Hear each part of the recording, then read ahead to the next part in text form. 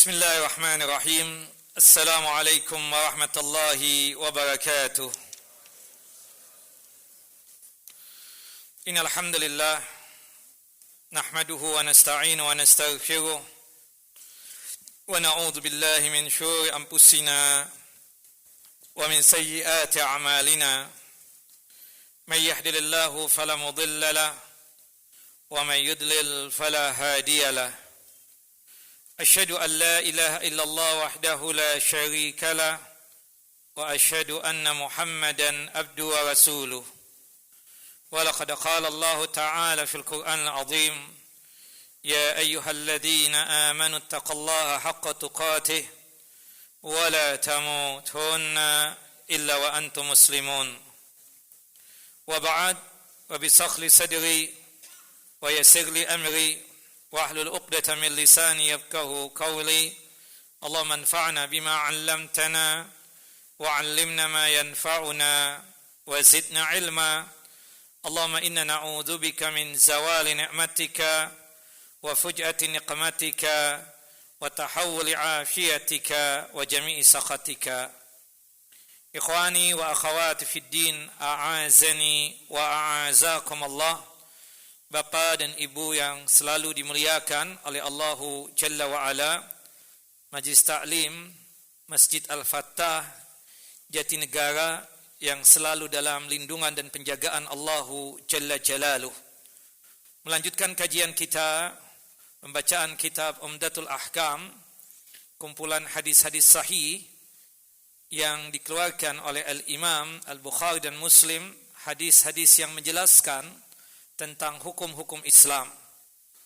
Kitab ini disusun oleh Al-Allamah Al-Muhaddis Al-Faqih Abdul Ghani bin Abdul Wahid bin Ali Al-Maqdisi rahimahullah rahmatan wasi'ah, yang dimana kita masuk pada hadis nomor 37, yang dimana dalam hadis nomor 37 ini menjelaskan tentang orang junub, adab etikanya sebelum tidur.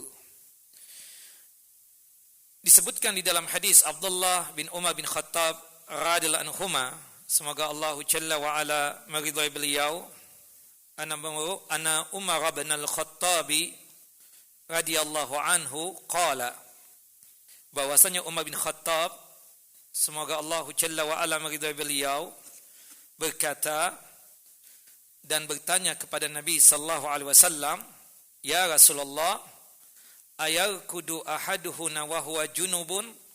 Wahai Rasulullah, boleh tidak orang yang junub itu dari salah seorang dari kami langsung tidur? Qala Rasulullah, na'am, idza tawadda'a ahadukum falyarkud. Boleh yang demikian, tapi jika salah seorang dari kalian ingin langsung tidur, alangkah baiknya sebelum tidurnya dia berwudu. Nah, setelah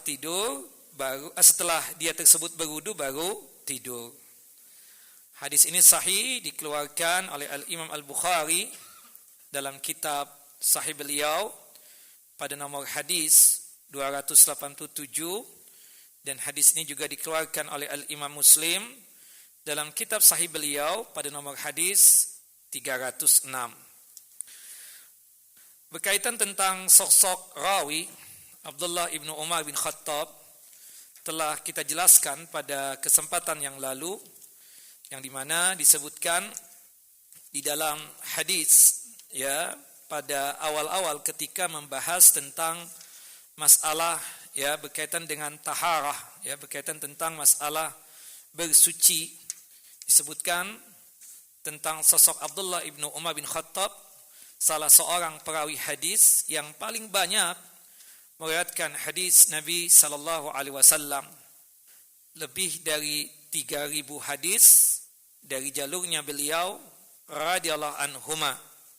Kalau kita urutkan, perawi yang paling banyak meriwayatkan hadis Nabi SAW, beliau ini diurutkan urutan yang kedua setelah sahabat yang mulia Abu Hurairah radhiyallahu an. Abdullah bin Umar bin Khattab adalah sahabat Nabi yang dimana ayah beliau bernama Umar bin Khattab, yang kita ketahui bahwasannya beliau ini adalah Amirul Mukminin, khalifah yang kedua, yaitu Umar bin Khattab radhiyallahu an. Nah, beliau ini Umar bin Khattab radhiyallahu an pernah bertanya kepada Nabi sallallahu alaihi wasallam tentang kondisi orang yang junub boleh enggak langsung tidur. Kita tahu bahwasannya berkaitan dengan orang junub itu kan termasuk hadas besar. Hadas besar itu kan ada 4. Yang pertama keluar air mani, yang kedua melakukan hubungan intim atau jima, kemudian yang ketiga ya haid, yang keempat adalah nifas. Nah, Umar bin Khattab bertanya, jika sekiranya habis melakukan hubungan intim, pastinya kan dia hadas besar dan disebutnya junub. Boleh enggak langsung tidur? Kata Nabi SAW, boleh yang demikian. Tapi alangkah baiknya, sebelum dia tersebut tidur, berwudu terlebih dahulu. Ya, berwudu terlebih dahulu. Nah, ini dijelaskan oleh anak beliau yang bernama Abdullah. Abdullah ini panggilannya Abu Abdurrahman. Beliau ini termasuk sahabat junior ya, sahabat junior. Meskipun demikian, kita katakan beliau ini ya sangat mumpuni dengan keilmuan dan sangat luar biasa dalam menghidupkan sunnah Nabi sallallahu alaihi wasallam. Ya, bahkan disebutkan saking juniornya sepeninggal Nabi sallallahu alaihi wasallam, Abdullah ibnu Umar ini berumur panjang ya, 60 tahun setelah meninggal Nabi, beliau masih hidup.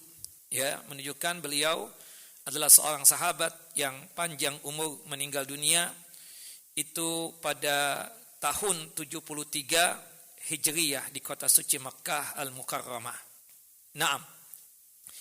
Nah, salah satu hadis dari jalurnya beliau adalah tentang pertanyaan ayahnya tadi yang bernama Umar bin Khattab radhiyallahu an.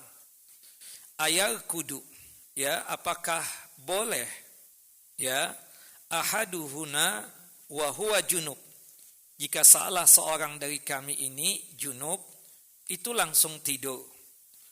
Ya, yarkut itu sinonimnya yanam, wukut atau raqadu. Ada yang mengatakan bahwasannya ini tidur yang sifatnya umum. An-naumu lailan kana au naharan. Maksudnya pertanyaannya umum. Maksudnya jika sekiranya melakukan itu ya di siang hari sekalipun, apakah boleh langsung tidur? Karena arti daripada rukut itu adalah an-naumu lailan kana au naharan. Tidur di malam hari ataupun di siang hari. Wa ba'duhum yaqul, sebagian ulama mengatakan kata-kata rukut itu an-naumu bil-lail, itu khusus di tidur malam saja, dinamakan ar-rukudu. Sedangkan ar-raqadu itu an-naumu bin-nahar. Ya, bahwasannya kata-kata ar-raqadu itu tidur di siang hari. Ini hebatnya bahasa Arab. Subhanallah. Jadi kalau wukut, nah itu tidur di malam hari. Tapi kalau ar-raqadu itu tidur di siang hari. Wal asa al-awwal, yang benar itu wukut, raqad itu tidur mau di siang hari ataupun di malam hari. Dua-duanya sahih. Yang jelas kondisinya itu kan dari esensi pertanyaan yang terkandung dari pertanyaan Umar bin Khattab. Boleh tidak kalau junub langsung tidur?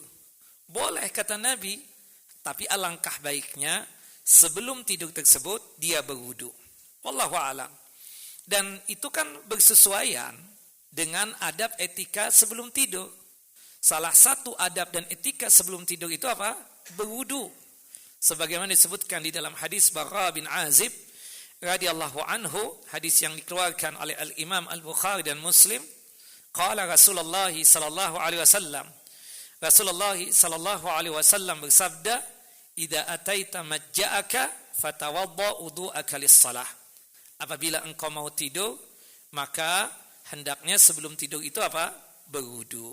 Wallahu a'lam. Dari hadis ini, Bapak dan Ibu yang dimuliakan oleh Allah Jalla wa Ala, ilmu yang bisa kita dapatkan. Yang pertama, annal junuba idza arada an yanama wa lam yaktasil fa innahu yushra'u lahu an yatawadda'a misla wudu'ihi lis-shalah. Sesungguhnya orang yang junub apabila dia ingin tidur dan tidak ingin mandi, karena memang afdalnya, utamanya kalau kita dapat hadas besar, junub, keluar air mani, atau misalnya melakukan hubungan intim atau jima, ya, itu afdalnya apa? Langsung mandi. Tapi apakah wajib? Kita katakan tidak wajib. Karena kita wajib mandi ketika kita akan mau melaksanakan apa? Ibadah salat, ya kan? Atau ibadah tawaf.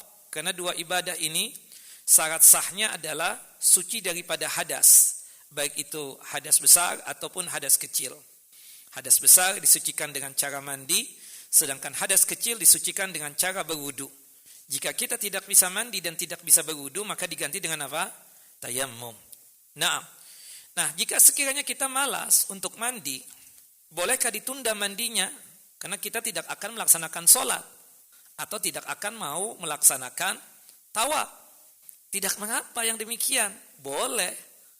Tapi disyariatkan, disunnahkan sebelum tidur tersebut apa? Membersihkan kubulnya dan dia berwudu sebagaimana wudu untuk melaksanakan ibadah salat.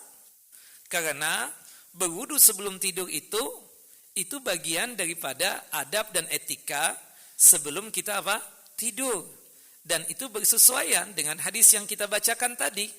Hadis dari Bara bin Azib radhiyallahu anhu, "Idza ataita majja'aka fatawadda wudu'aka lis-shalah."